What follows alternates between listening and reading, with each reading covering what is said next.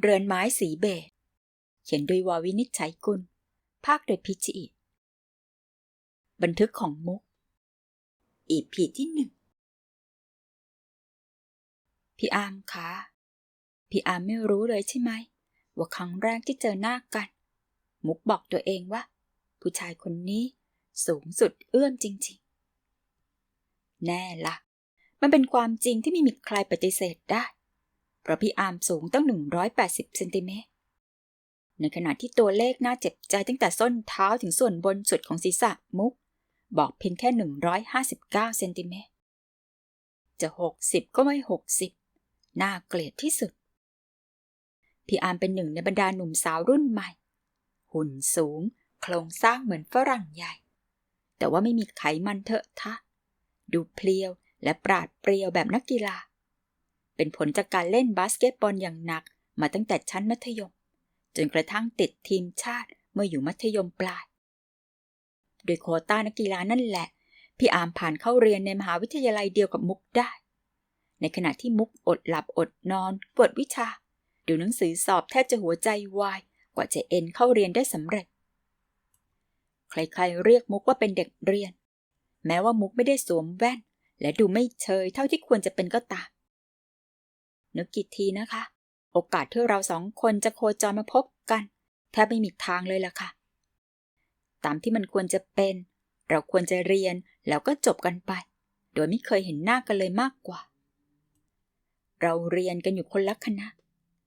ความสนใจก็แตกต่างกันไปคนละทิศละทางพี่อาร์มเล่นกีฬาเป็นนักกิจกรรมอย่างอื่นด้วยหลายอย่างส่วนมุกเองอยู่คนละมุมกับพี่บาสเกตบอลเขาเล่นกันข้างละกี่คนได้คะแนนนับคะแนนกันยังไงมุกก็ยังไม่รู้ด้วยซ้ำจุดมุ่งหมายของมุกอยู่ที่การเรียนการข้ามมัธยมปีที่6สอบเทียบแล้วเข้ามหาวิทยาลัยเป็นการกระโดดสูงที่น่าหวาดเสียวพออยู่แล้วมุกไม่ต้องการแบ่งเวลาไปให้อย่างอื่นนอกจากผ่านปี1ขึ้นไปถึงปี4ตลอดลอดฝั่งแต่มุกก็พบพี่อาร์มเข้าจนได้ไม่ใช่ที่สนามบาสของพี่อาร์มหรือที่ห้องสมุดที่มุกสิงสู่เรากับเป็นแม่ย่านาง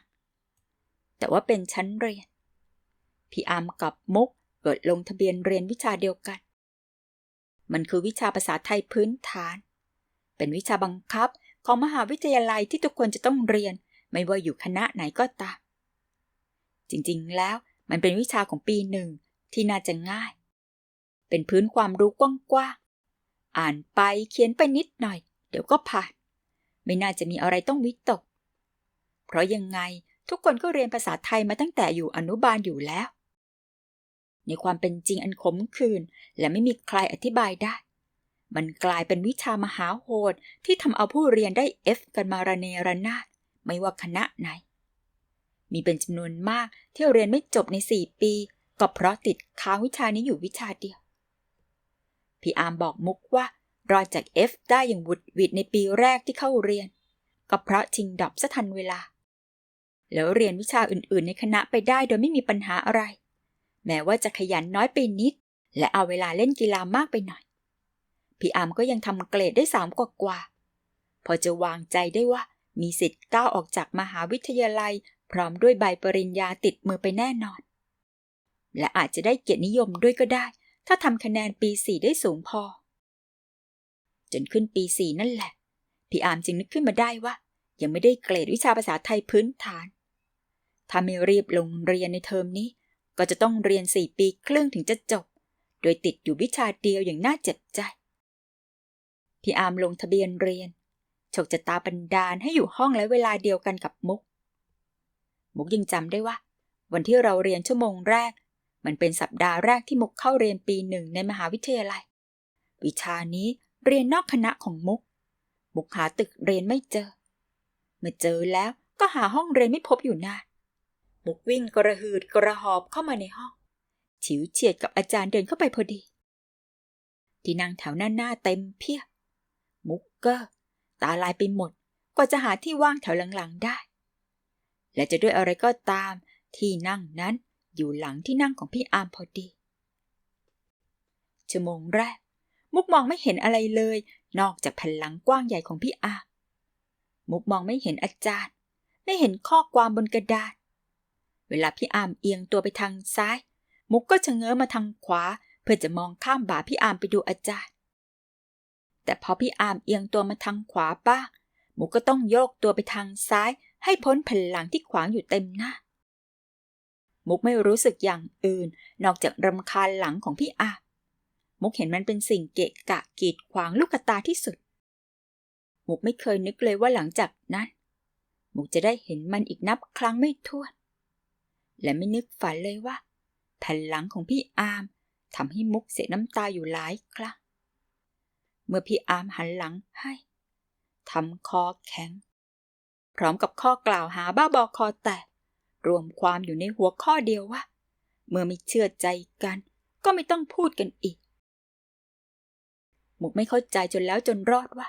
ผู้ชายอย่างพี่อาร์มซึ่งเป็นนักกีฬาระดับชาติได้รับคำชมจากเพื่อนฝูงด้วยกันว่ามีจิตใจกว้างขวางสมเป็นนักกีฬาเป็นคนนิสัยดีใครๆก็ชอบมีว่านายลูกน้องและแม้แต่สาวน้อยสาวใหญ่อีกมากมายทำไมถึงใจน้อยนิดเดียวเมื่อมาถึงเรื่องของเรา2 คนแต่เอาเถอะตอนนั้นมุกมองไม่เห็นอนาคตแต่ถึงมองเห็นมุกก็ไม่แน่ใจเหมือนกันว่า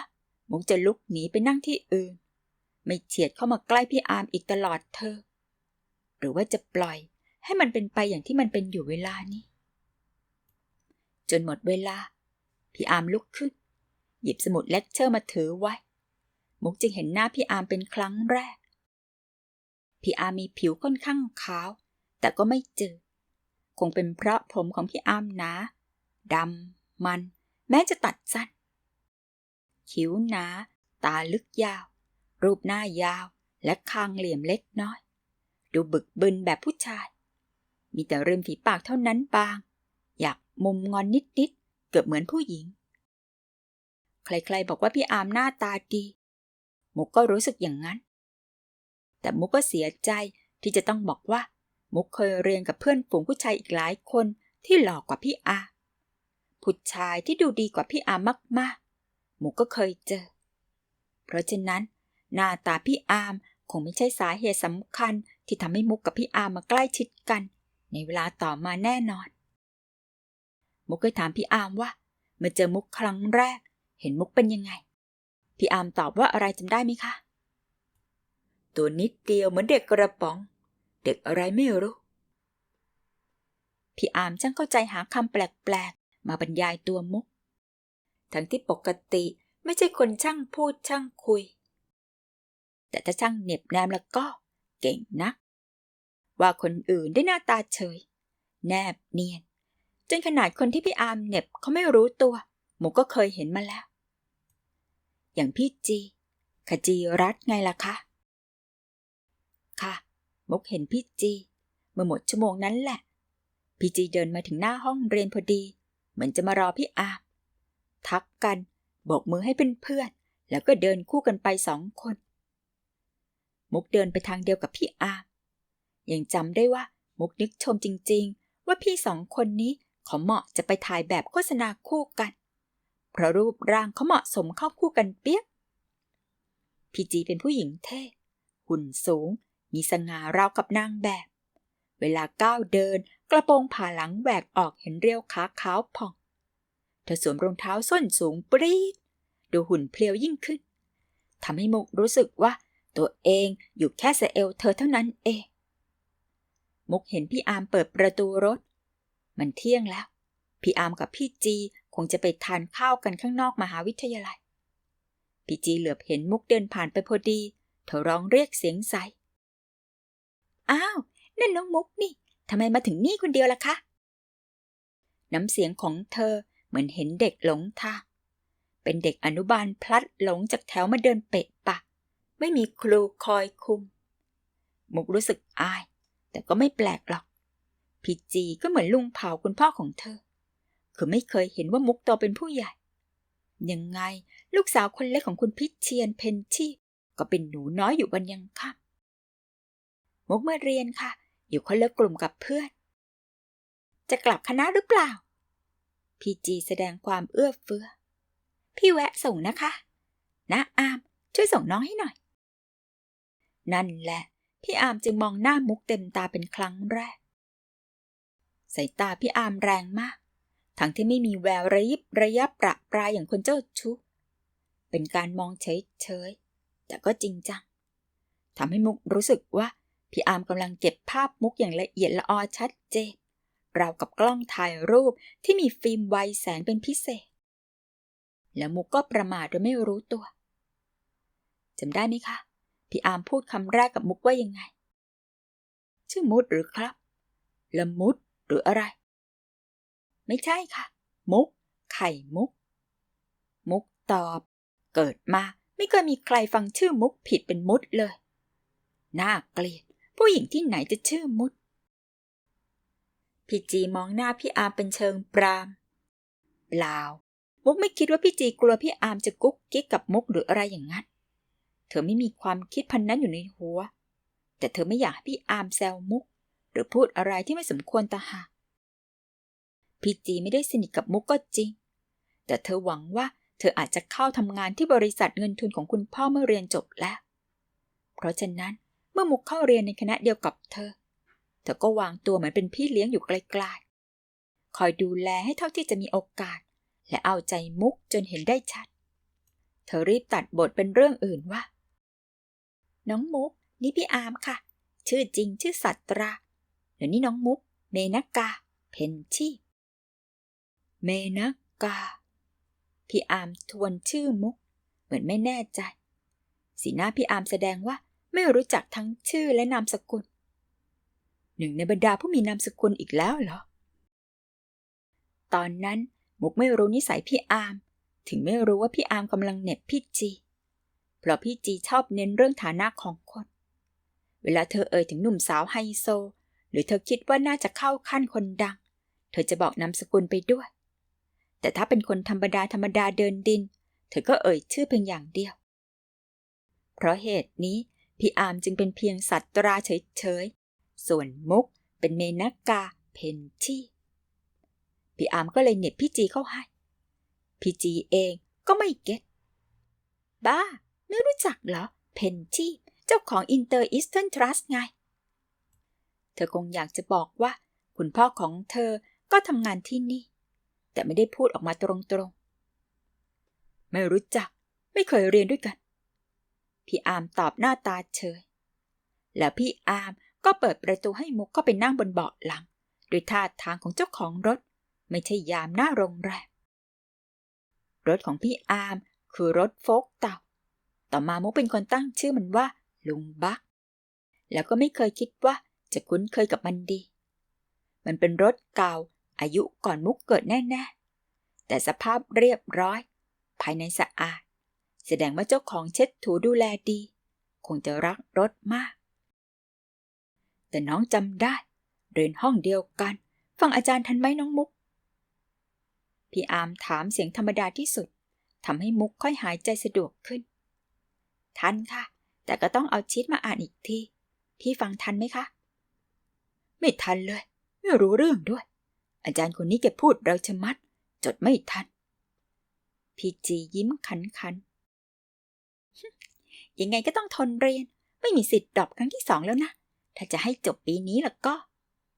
อย่าพูดสิยิ่งอายน้องอยู่ด้วยเรื่องจดงานเป็นเรื่องง่ายมุกมาจากโรงเรียนที่ฝึกแบบเดียวกับมหาวิทยาลัยเคยรู้จักจดเลคเชอร์ทำรายงานค้นคว้าในห้องสมุดมากกว่าจะท่องจำอย่างเดียวมุกจึงไม่มีปัญหาเรื่องติดตามคำสอนของอาจารย์และภาษาไทยก็เป็นเรื่องเล็กสำหรับมุกเพราะมุกจบมาทางศิลปภาษาไม่ทันได้พูดกันมากกว่านี้รถก็มาถึงหน้าคณะมุกไม่ลืมไหว้ขอบคุณพี่อาเมื่อลงจากรถแล้วบอกว่าถ้าหากว่าใกล้สอบพี่ยังจดเลคเชอร์ไม่ทันเอาชีทของมุกไปอ่านก็ได้นะคะอยากได้เมื่อไหร่มุกจะถ่ายเอกสารให้พี่อาร์มเอี้ยวตัวมามองมุกจะด้วยอะไรก็ตามมุกรู้สึกว่าพี่อาร์มมองมุกด้วยสายตาฟิล์มไวแสงเป็นครั้งที่2แล้วก็ยิ้มให้ ขอบคุณสวัสดีค่ะเรือนไม้สีเบจเล่มนี้เป็นโปรเจกต์หนังสือเสียงที่ทำกับแมปเล่มล่าสุด